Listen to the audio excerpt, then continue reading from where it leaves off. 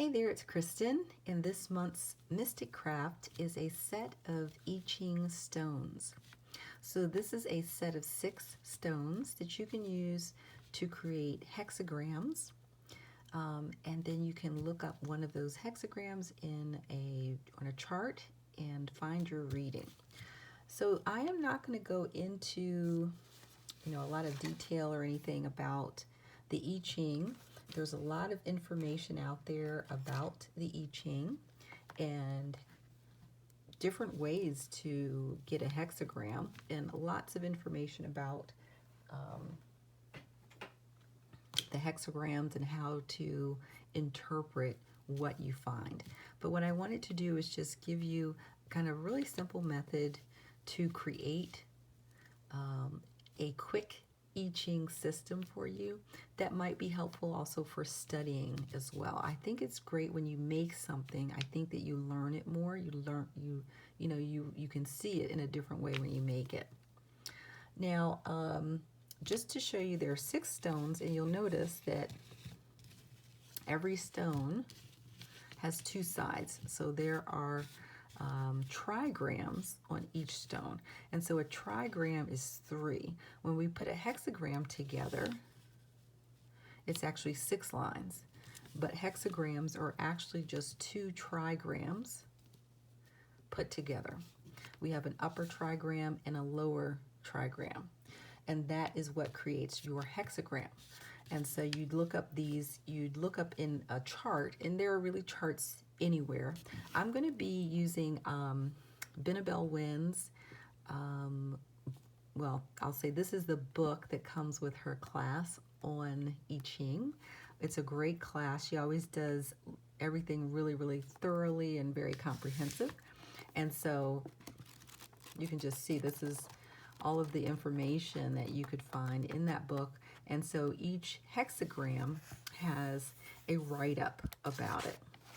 I'm just going to be using it today so that we can look at the chart, just so you can get a sense of how this works. So if I Ching is completely new to you, just to give you a sense of how it works. But I suggest doing some research. There's, again, plenty of resources out on the intranet. So the way this would work is, I always say use some type of pouch or bag. The one that I use, I made this purple one specifically to go with this wonderful bag that I got from my Amazon wish list from a very sweet person. And I made it in this purple so it would match. So what I do is I actually put the stones into the bag. And it should be a bag that is easy enough for you to get your hand into. Okay, so you can shake up the bag. I haven't asked a question or anything, but it works just like with any other type of divination. You can ask a question. You might even consider doing a daily pull just to get a sense of the energy for the day. And then when you pull out the bag, and I usually pull out of the bag without looking, so I can just set the stone down whatever way I feel like it. And then I might pull the other one out underneath of it. Oh, look at that. So we can see that we have 2 stones that look exactly the same. When we look them up in our book, again, we just look at the chart, we have 2 stones which represent the heaven trigram. So you see the 3 solid lines create heaven, the trigram for heaven.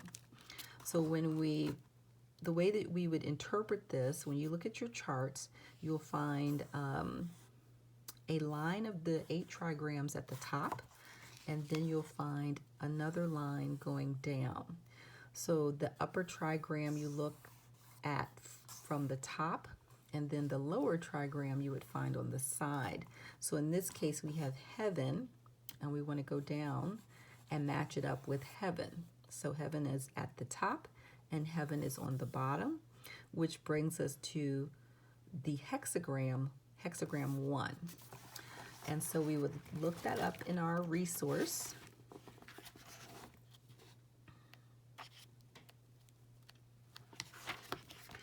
And a lot of times you can tell a lot about the hexagram just from the name of it. So hexagram 1 is creative power, divine yang, and then there is an oracle. Now, with this system, we're not looking at changing lines.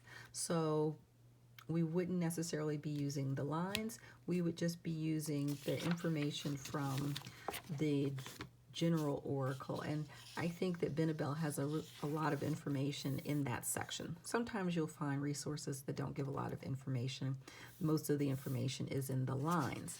Now, I do believe that if you wanted to figure out a line, if you wanted to get insight specifically for a line, you could use a pair, just one die, a 6-sided die, and cast it.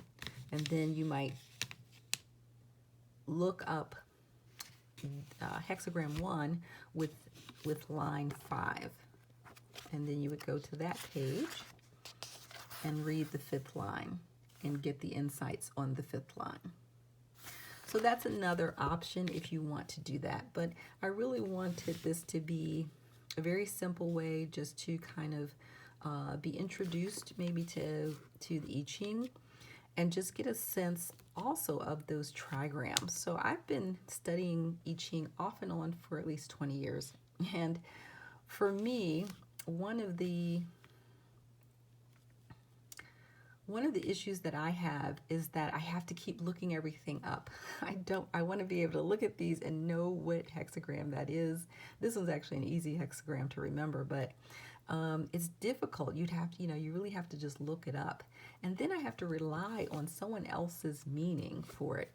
So what I've been really working with, and I would suggest this to you if you've been working with I Ching for a while, is I've just been taking the trigrams by themselves.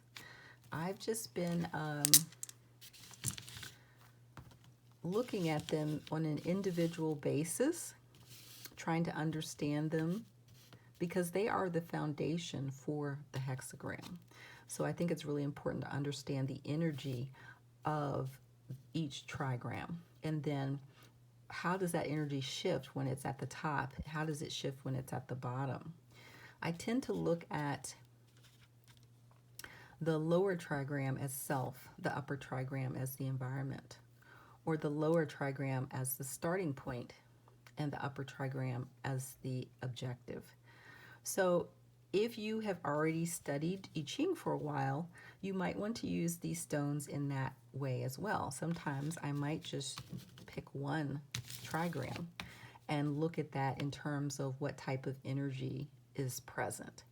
So that just gives you another way, especially if you feel like you're already a seasoned I Ching reader. And I am definitely not seasoned at all, but this just gives me another way to really study this system.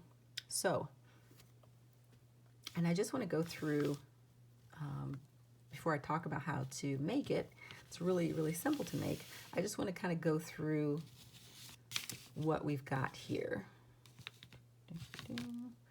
And just so that you can see that there are 8, because it may be confusing because there's only 6 of these stones.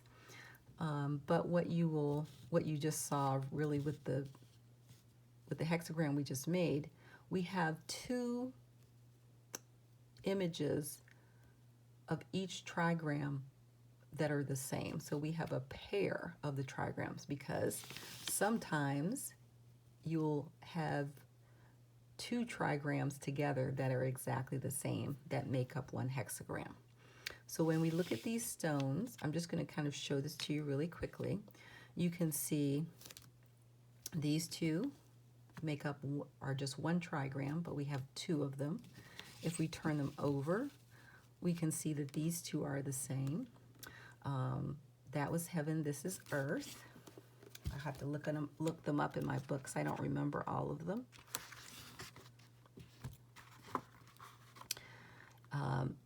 Then we get to, oops, I think I have these. Yeah. And then if we look at these 2, we can see that they're the same.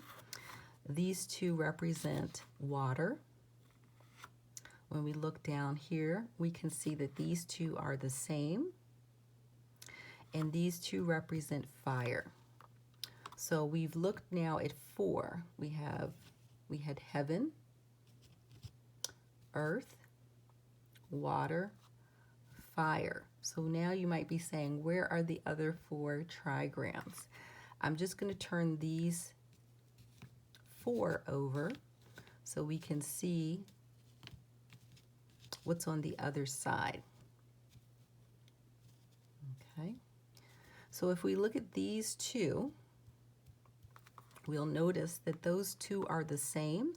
They represent mountain. These 2 represent mountain. If we look at these 2, actually let's turn this way. If we look at these 2, we can see that they're the same. They represent lake. Okay, so now we're at 6.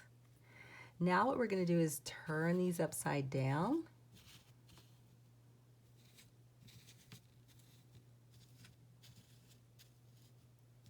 Okay, so now if we look at these 2, we can see that they're the same. This symbol is for thunder. And if we look at these 2, we can see that they're the same. And these 2 represent wind. So now we've seen our 8 trigrams. And the reason why this works like this is because when you reach in your bag, I'm just going to pull these out of the way real quick. So when you reach in your bag and you pull something out, like I said, I don't look, I just set it down. So I could set it down like this. I could set it down like that. I could set it down like this. So that way you get a lot more randomization with your pull. So that's just something to keep in mind. I just wanted to kind of show you how the stones are working. So now let's talk about how to make them. And they're really easy. It's really just 2 supplies that you need. You need some stones and you need some sort of paint marker. So I'm going to pull these up to center. You may have seen these. I actually got these at the Dollar Tree, and they come in just a little, just a bag full of them. And usually I'll get 2 bags because what I want to do is look through them and find some stones that are roughly the same size and shape for this. And so sometimes it takes like 2 bags to kind of look through and see. The other thing to consider with the stones, and you can find these stones, like I said, at stores like that, craft stores. You may not find stones exactly like this, but just stones that you like. They should be relatively smooth surface so that you can write on them. And I like for them to be kind of flat, you know. They don't necessarily have to be round, but I do like them to be relatively flat. It's just easier to write on. But you can find stones, you know, pretty much anywhere. Now, what I want to say about these stones that you find at the Dollar Tree that look like this is, I don't know if you'll be able to see it, but they have a coating on them. It makes them shiny, but it also prevents you from writing on them and for that writing to stay on them. So that's something to know. So when you get these stones in particular, you will want to wash them and scrub them really good. There's this kind of black or dark brown color that's gonna wipe off. So what I do is soak them in some liquid like detergent, like Dawn, something that cuts grease really well. Soak them and also get some type of scrubber and really just scrub them. So just so you can see the difference.